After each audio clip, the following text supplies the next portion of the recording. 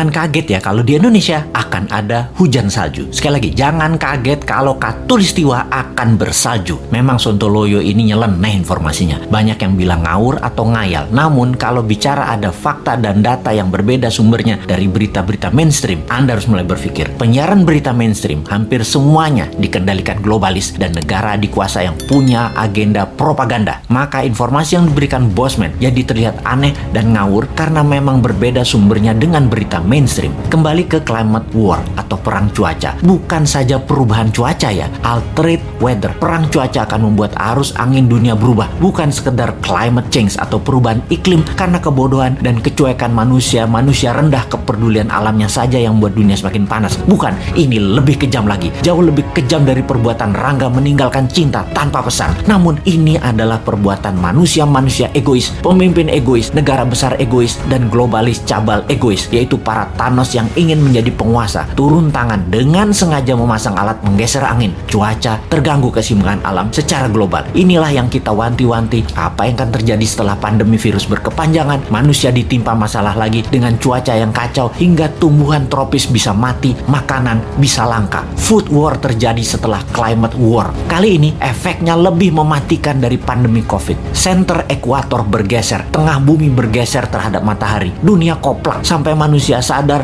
bahwa kita punya common enemy atau musuh bersama, yaitu alam yang tidak dipelihara. Seperti tubuh manusia tidak dipelihara di usia senja, berbagai penyakit dideritanya. Ternyata sahabat, ada fakta lain kalau kita ingin membalik semua keadaan tersebut. Banyak buktinya. Misalnya, ada seseorang di usia 65 tahun baru mulai hidup sehat. Di usia 80 tahun usia biologisnya, tetapi body age-nya seperti orang berumur 30 tahunan karena dirawat dengan baik walaupun mulainya dari umur 65. Dia makan sehat, olahraga, dan lain sejenisnya. Sekali, padahal selama 65 tahun hidupnya berantakan, namun ketika diputuskan berubah 180 derajat, balik arah, semua bisa jadi muda lagi, sehat lagi. Dunia pun sama. Selama ini dunia tidak dirawat oleh manusia, maka penyakit bumi itu banyak. Hal inilah yang membuat bumi menua dengan cepat dan menjadi renta. Tapi bukan tidak bisa disembuhkan. Bisa, selama kita semua sepakat berjuang memperbaiki. Indonesia di tahun 2045 adalah pemimpin yang akan memimpin perbaikan alam dunia ini semua. Untuk itu, New Mind selama 24 tahun ke depan hingga tahun 2045 akan pegang kendali utuh, menyelesaikan masalah dalam negeri dan luar negeri, menyetop kegilaan Amerika dan Tiongkok, serta menyetop globalis cabal. Ini bukan impian kosong. Ini mungkin impian segelintir orang awalnya. Namun, ketika 1 juta orang percaya, akan jadi collective